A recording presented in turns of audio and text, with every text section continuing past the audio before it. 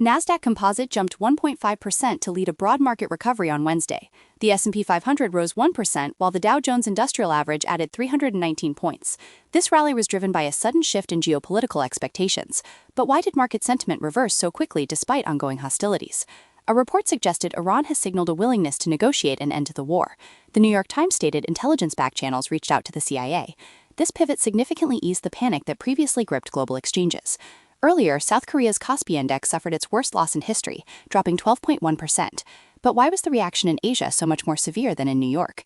The region is acutely vulnerable to disruptions in energy and semiconductor exports. As trading moved westward, oil prices moderated from their intraday highs. Brent crude settled at $81.40 after President Trump pledged to escort tankers. There's a sense of cautious optimism returning to the trading floor. Domestic economic data provided another pillar of support for stocks. U.S. service industries grew last month at the fastest pace since mid-2022.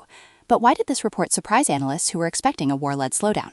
Real estate and finance businesses maintained momentum despite rising costs. Furthermore, private payroll data from ADP showed resilient employer hiring. This matters because it provides a buffer against potential stagflation fears. In the tech sector, major players signed a ratepayer protection pledge.